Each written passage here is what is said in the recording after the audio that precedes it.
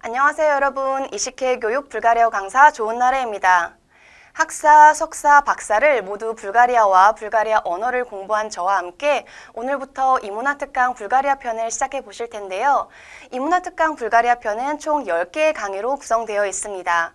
그중 1강에서 5강은 저와 함께 진행하시고요.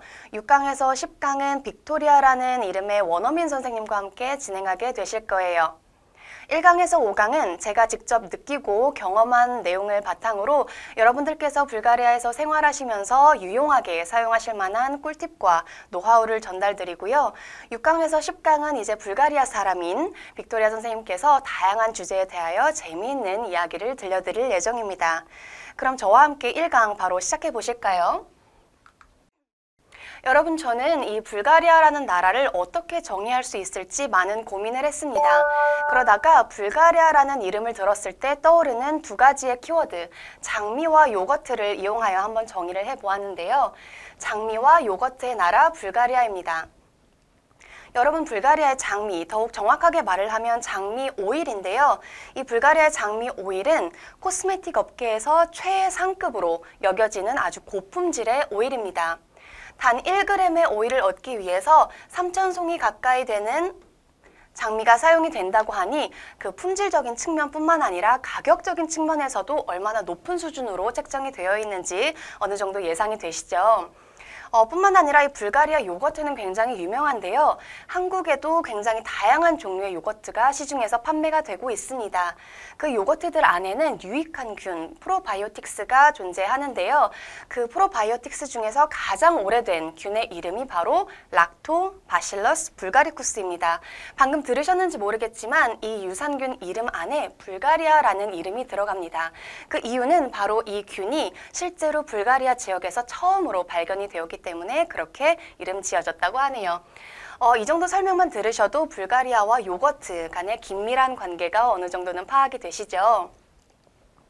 그럼 장미와 요거트의 나라 불가리아에 대해서 더욱 자세하게 알아보도록 하겠습니다. 이 1강의 목차를 보시면요. 1강은 우선 시작하는 강의이기 때문에 불가리아에 대한 가장 기본적이고 전반적인 내용을 소개해 드리려고 해요. 처음부터 보시면 위치, 행정구역, 국기, 국장, 인구, 민족 구성, 종교, 전통의상, 시차, 기후적 특징, 언어, 화폐, 물가에 대해서 알아보도록 하겠습니다. 먼저 불가리아의 위치를 보시면요. 이 많은 분들이 저기 브라질 옆에 있는 볼리비아와 불가리아를 많이들 헷갈려 하시는데요. 불가리아는 유럽 국가입니다. 더욱 정확하게 말씀드리면 남동 유럽 발칸 반도에 위치해 있는 나라가 바로 불가리아입니다. 이 지도상에서 보시면요. 여기 하늘 색깔 여기 있는 나라가 바로 불가리아입니다. 이 부분을 조금 더 확대해서 한번 보시면요. 다음의 슬라이드를 보실 수 있는데 이 불가리아는 이 오른쪽에서부터 시계 방향으로 흑해, 튀르키예, 그리스, 북마케도니아, 세르비아, 루마니아와 국경을 맞대고 있습니다. 이 중에 한 가지 좀 설명을 드리고 싶은 건요. 이 흑해라는 부분인데요. 이 흑해는 실제로 제가 이쪽에 가봤을 때에는 바다가 검은색을 띠지도 않는데 도대체 왜 이름이 흑해일까라는 궁금증이 항상 있었습니다. 이것은요, 바로 이 흑해가 육지로 둘러싸인 내해이다 보니까 공기나 물의 순환이 어렵고 그러다 보니 바닷속에 살고 있는 박테리아가 많이 죽게 된다고 합니다. 그 박테리아의 사체가 바다 저 깊은 해저에 축적이 되게 되면서 황화수소가 많이 쌓이게 되고 그런 모습을 이제 인공위성이나 저 높은 곳에서 보면 그런 사체들이 축적된 것 때문에 이 바다가 실제로 검은색으로 보인다고 합니다. 그래서 이 바다를 블랙시 또는 불가리아어로도 체르노모레 검은색의 바다라고 표현을 하게 됐다고 합니다. 또 한 가지 지도가 나온 김에 설명을 드리고 싶은 건요. 이 불가리아를 가시는 분들은 이 그리스나 튀르키예 쪽으로 같이 여행을 많이 가실 것 같아요. 실제로 이렇게 그리스나 튀르키예 쪽으로 구체적인 여행 계획을 잡지 않으시더라도 제가 개인적으로 한 가지 추천을 드리고 싶은 거는 혹시 여름에 가시는 분들은 이 그리스 바다 를 한번 구경하고 오시는 것도 좋을 것 같아요. 실제로 불가리아 사람들도 여름에는 바다 수영을 굉장히 즐기는데요. 이 아무래도 수도인 소피아가 여기 있다 보니까 이 불가리아에 있는 이 흑해라는 바다를 가기 위해서는 꽤 많은 시간이 소요가 됩니다. 따라서 불가리아 사람들은 이쪽으로 가는 것도 좋지만, 물론 좋지만 이쪽 이 남쪽으로 내려가서 그리스 바다를 가서 많이 바다 수영을 즐기곤 합니다. 그래서 여러분들도 불가리아를 가셨지만 조금 더 다른 느낌의 유럽을 한번 느껴보고 싶다 하시는 분들은 이 그리스 바다를 가서 한번 다른 느낌을 받아보시는 것도 좋을 것 같아요. 다음으로 행정구역 한번 보실 텐데요. 이 행정구역은 여기 색깔로 구분이 되어 있는 것처럼 총 28개의 주, 불가리아어로는 오블라스트라고 하는데요. 28개의 주로 구성이 되어 있습니다. 이 모든 주의 이름은 주도의 이름과 동일합니다. 한 가지 예를 들면 여기 동쪽에 이 파란 색깔을 보면 여기에서 핵심이 되는 도시의 이름은 바르나입니다. 우리나라의 부산과 같이 조금 제1의 바다 도시, 해양 도시라고 보시면 되는데요. 주도의 이름이 바르나이다 보니까 여기 주의 이름이 바르나 주가 됩니다. 시를 한번 보시면요. 시는 불가리아어로 옵슈티나라고 하는데요. 원래는 총 265개의 시가 있었으나 2021년에 흑해 연안에 1개의 시가 추가가 되면서 현재는 266개의 시로 구성이 되어 있습니다. 다음 슬라이드에서는요. 수도를 한번 보실 텐데요. 수도는 아까 전에도 방금 한번 말씀을 드렸지만 이 수도는 서쪽에 위치해 있는 여기에 있는 소피아입니다.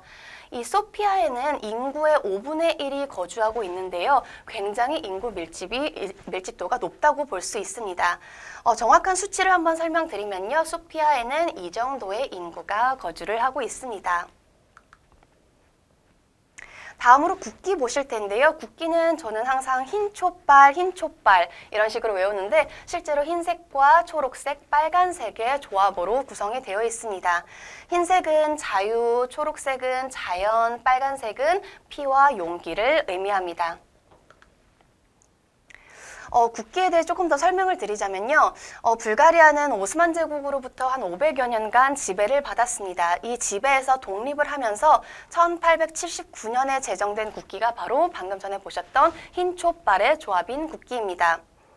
원래는 이 좌측 상단에 여기 보시는 것처럼 작게 국장이 위치를 해 있었으나 1990년대 초반에 민주주의 체제로 불가리아가 체제 변경을 하면서 이 국장이 국기에서 사라지게 되었습니다. 국장에 대해서 한번 조금 자세히 보시면요. 국장은 이렇게 생겼고요. 실제로 이제 국기에서도 사라지게 되었고 많이 사용하지는 않지만 관공서나 아니면 스포츠 경기에서는 가끔씩 이런 국장을 보실 수 있을 거예요. 이 국장의 구성을 한번 보시면요. 이 위쪽에 왕관이 있고 2마리의 사자가 있고 여기 방패가 있는데 방패 안에도 1마리의 사자가 더 있습니다. 그리고 이 밑에로는 참나무 가지와 황금 열매 이렇게 노란색으로 되어 있는 열매들을 보실 수 있고요. 이 국장에서 가장 중요하게 설명을 드리고 싶은 거는 바로 이 밑에 있는 문구입니다. 이 문구를 이쪽으로 다시 한번 가져와서 설명을 드려보면 Sau edineni에도 bravisilata라고 해서 해석을 해보면 단합이 힘을 만든다. 조금 더 쉽게 표현을 하면 뭉쳐야 산다라는 이런 슬로건이 바로 국장 하단에 위치해 있습니다. 이러한 국장은 불가리아 국민의 독립이나 주권을 상징합니다. 다음으로 인구 보실 텐데요. 아까 그 소피아에 인구의 5분의 1이 거주하고 있다고 말씀드렸는데 이 불가리아 전체의 영토를 보았을 때는 인구가 700만 명이 조금 안 됩니다. 2023년 기준이고요. 원래는 1980년대 후반에서 1990년대 초반 890만 명이라는 인구의 피크를 찍었으나 그 이후 지속적으로 감소하고 있습니다.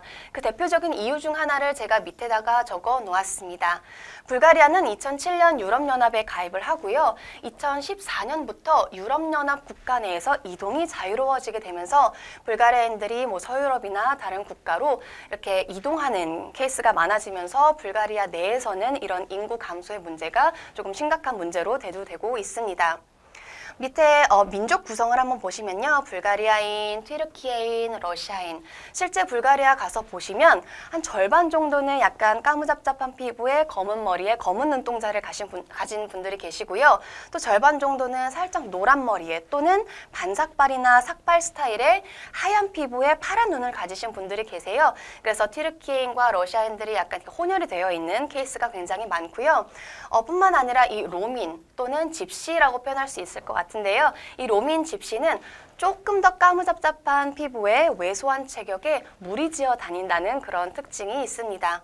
불가리아 종교는 2023년 기준 80% 이상이 동방정교회를 믿고 있습니다. 전통 의상, 남성을 한번 먼저 보실 텐데요. 이 불가리아는 이 전통 의상이 지역에 따라 조금 차이가 납니다. 먼저 남성의 케이스를 한번 보시면 북서부 지방은 흰색 의상이고요. 그 이외의 지방은 붉은 의상을 입습니다. 사진에 보시는 것이 바로 불가리아의 전통 의상입니다. 여성의 케이스는 조금 더 세분화되는데요. 여성은 지역이 이렇게 크게는 세 가지로 나뉜다고 볼 수 있습니다. 이 사진은 2023년 중랑구 장미축제에 제가 통역원으로 활동을 하던 시기에 이제 공연단으로 오신 여성분들의 사진을 찍은 건데요. 한번 지역에 따라서 그 전통 의상의 스타일을 한번 설명을 드리자면 북부 같은 스타일은 앞, 뒤로 두 개의 앞치마를 착용하는 특성이 있습니다. 중부와 동부는 소매가 없는 긴 치마를 입고요. 남부 로도피 지역과 그리고 남서부 지역은 앞에 단추가 있는 치마를 착용한다는 특징이 있습니다. 다음으로 시차에 대해 설명드려야 할 것 같은데요. 불가리아와 한국은 총 7시간의 차이가 납니다. 한국이 예를 들어 낮 12시일 경우에는 불가리아는 새벽 5시로 불가리아가 저는 항상 이렇게 재미있게 표현을 하는데 불가리아가 조금 더 과거에 살고 있다라고 표현을 할 정도로 이렇게 마이너스 7시간, 한국보다 불가리아가 7시간이 늦게 됩니다. 하지만 특정한 기간에는요. 꼭 불가리아뿐만 아니라 유럽 국가에서는 이 서머타임이라는 것을 시행을 하는데요. 서머타임은 한국어로 일광절약 시간제라고 합니다. 이 특정한 기간 동안에는 시차가 7시간이 아닌 6시간이 발생을 하게 되는데 이런 서머타임이 없는, 서머타임에 익숙하지 않은 이런 한국인 같은 외국인들도 조금 불편해하기는 하는데요. 실제로 불가리아 사람들 같은 경우도 약속 시간에 약간 착오가 생기고 약간 그런 트러블이 생기다 보니 이 서머타임에 대한 부정적인 시각을 가진 불가리아 사람들도 꽤 있습니다.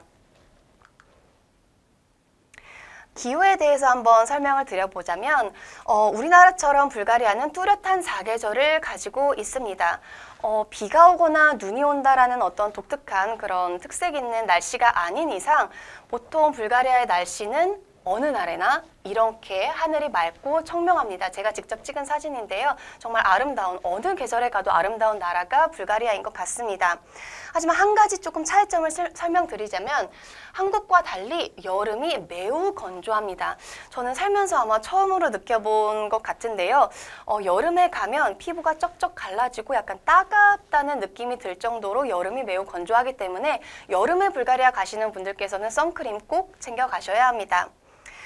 여행하기 가장 좋은 계절은요. 저의 개인적인 생각으로는 봄 또는 가을인데요. 혹시 여름에 바다 수영이나 겨울에 스키 타는 것을 즐기시는 분들은 여름과 겨울에 가셔도 불가리아에 가서 재밌게 놀고 즐길 것들이 많기 때문에 어느 계절에 가셔도 좋다라고 조금 덧붙여서 설명드리고 싶습니다. 네, 다음으로 아무래도 제가 언어 전공이다 보니까 불가리아 언어에 대해서 말을 안 할 수가 없을 것 같아요.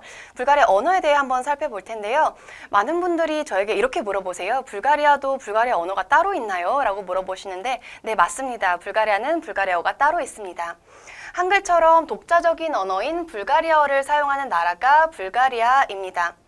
이 한국어도 최초의 한국어에서 많은 변형을 거치면서 지금의 한국어로 정착을 했듯이 불가리아도 최초의 문자가 있습니다. 바로 글라골리자인데요. 또는 글라골 문자라고도 할 수 있습니다. 이 글라골리자에 대한 밑에 설명을 제가 한번 읽어보겠습니다. 동방정교의 선교사였던 끼릴과 메토디 형제가 모라비아 공국, 지금의 체코라고 생각하시면 될 것 같은데요. 모라비아 공국의 로스티슬라프 황제의 명을 받아 슬라브인들에게 종교를 포교를 할 목적으로 고안된 문자가 글라골리자입니다. 이 위에 있는 사진들을 한번 보시면요.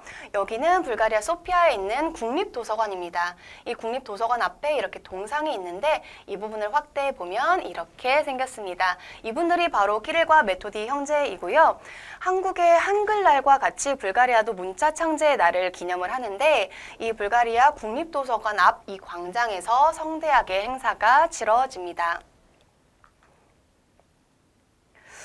이런 글라골리자를 키릴과 메토디 형제의 제자들이 쉽게 변형하여 또 탄생한 문자가 바로 키릴리자, 키릴 문자입니다. 이 키릴 문자는 이런 식으로 알파벳을 가지고 있는데 제가 한번 이 알파벳들을 읽어보겠습니다. 자음에다가 으 소리를 합쳐서 한번 읽어보겠습니다. 아, 브, 브, 그, 드, 에, ዥ, 즈, 이, 그, 르, 무, 느, 오, 브, 르, 스, 드, 우, 프, 흐, 즈, 츠, 슈, 슈트, 이거는 으와 어의 중간 발음으로 보시면 될 것 같은데요. 해서 이거는 알파벳 영어에서 Y와 같은 기능을 갖는데요. 예를 들어 오라는 소리를 요로 만들고 아라는 소리를 야로 만드는 그런 기능을 가진 친구입니다. 유, 야. 이렇게 불가리아 알파벳들의 소리를 한번 살펴보고 어떻게 생겼는지도 보셨는데요. 저희가 2강에서부터는 불가리아 표현들을 조금 배워볼 거기 때문에 먼저 이렇게 알파벳들을 조금이나마 공부하고 숙지해 놓으시면 그런 표현들을 배우는데 훨씬 수월하지 않을까라는 생각이 듭니다. 이 키릴리자를 사용하는 나라로는요. 러시아, 우크라이나, 벨라루스, 세르비아, 북마케도니아 그리고 비슬라브계 국가로는요. 몽골 정도가 있습니다. 다음으로 화폐 보시겠습니다. 불가리아는 유럽연합 가입 국가이지만 자국 화폐인 레프를 사용합니다. 유로를 사용하지 않고요. 자국 화폐를 사용합니다. 제가 두 가지 버전으로 적어놓은 이유는요. 이 레프 같은 경우가 오리지널의 표현이기는 하지만 숫자 1과 함께 사용이 됩니다. 2 이상부터는 레바라는 표현이 사용되기 때문에 사실상 더욱 자연스럽게 나오는 표현은 레바라고 할 수 있습니다. 이 1레프는 한국 돈으로 따지면 700원에서 800원 사이 정도라고 보시면 될 것 같고요. 불가리아 지폐로는 5, 10, 20, 50, 100레바짜리 지폐가 있습니다. 사진에서 보시는 것은 10레바짜리 지폐입니다. 동전으로 보시면요. 동전도 또 다른 단위가 사용이 되는데요. 바로 스토틴까입니다. 여기도 마찬가지로 1과 결합할 때는 스토틴까가 사용이 되고요. 2 이상부터는 스토틴끼라는 단위가 사용됩니다. 1 스토틴까, 2, 5, 10, 20, 50 스토틴키를 제외하고 또 다른 동전이 있는데요. 얘네는 조금 더 큰 돈이라고 보시면 돼요. 1레프 아까 앞에서 말씀드렸던 것처럼 700원에서 800원 정도 하는 돈이고요. 2레바짜리도 현재는 동전으로 사용이 되고 있습니다. 2015년부터는 동전으로 사용하고 그 이전에는 2레바짜리도 지폐였었습니다. 이 마지막으로 물가를 한번 보실 텐데요. 여기 나와 있는 내용들은 제가 박사과정에 있는 동안 운영했었던 불가리아의 좋은 날이라는 블로그에서 가져온 내용입니다. 제가 굉장히 세세하게 적어 놓았더라고요. 이 보시는 것처럼 과일, 야채, 채소가 굉장히 저렴합니다. 불가리아는. 한 가지 예를 들어 보면 방울토마토 1kg에 물론 2019년 기준이기는 하지만요. 1kg에 약 4,000원으로 굉장히 저렴한 수준이었습니다. 하지만 맥도날드나 KFC, 서브웨이 같은 이런 국제적인 프랜차이즈, 미국 프랜차이즈 같은 경우에는요. 그렇게 저렴하지는 않아요. 예를 들어 빅맥 세트가 2019년 기준으로 6,500원 정도였으니까 한국과 그렇게 차이가 나지 않습니다. 그래서 물가 관련해서 조금 정리를 드리자면 과일, 야채, 채소뿐만 아니라 로컬 음식점에서는 조금 물가가 저렴하기는 하지만 전반적으로 보았을 때 제 개인적인 생각으로는 한국과 비슷한 수준이지 않을까 또는 그것보다 조금 저렴하지 않을까라는 식으로 정리를 해볼 수 있습니다. 이 맥도날드, KFC, 서브웨이뿐만 아니라 또 다른 어떤 국제적인 그런 프랜차이즈들이 있는데 저는 이 스타벅스를 굉장히 좋아합니다. 좋아하는 이유는 불가리아 스타벅스는 저렴해요. 다른 프랜차이즈들과는 다르게 스타벅스는 저렴합니다. 한 가지 예를 들어 보면은 이 아메리카노, 영어로도 카페 아메리카노라고 적혀 있는데요. 톨 사이즈가 4레바. 즉 한국 돈으로 따지면 한 3,000원 정도 합니다. 스타벅스 이용하시는 분들은 아시겠지만 한국보다 1,000원이나 1,500원 정도가 저렴하다라는 것을 아실 수 있을 거예요. 이런 식으로 스타벅스가 저희 입장에서는 굉장히 저렴하게 되어 있는데 불가리아 분들은 스타벅스가 굉장히 비싸다고 많이 이용하지 않으세요. 스타벅스에 가게 되면은 학생들이 와서 많이 셀카를 찍고 있거나요. 아니면 외국인 분들이 와서 공부를 하시기 때문에 여러분들도 한국에서처럼 카페를 좀 편하게 즐기고 카페에서 공부도 하고 책도 읽고 싶다 하시는 분들께서는 스타벅스 편하게 이용하시면 될 것 같아요. 현재 불가리아 저의 친구들이 불가리아에도 물가가 많이 오르고 있다라고 표현을 하는데요. 하지만 아까 말씀드렸던 것처럼 과일, 야채, 채소나 로컬 음식점에서는 굉장히 저렴한 수준으로 이용하실 수 있기 때문에 많이 이용하시면서 즐기셨으면 좋겠습니다. 이런 식으로 오늘 1강 장미와 요거트의 나라 불가리아에 대해서 한번 알아보았는데요. 여러분들께 유익한 정보였기를 바라며 다음 시간에도 더욱 재미있는 내용과 함께 찾아뵙도록 하겠습니다. 감사합니다.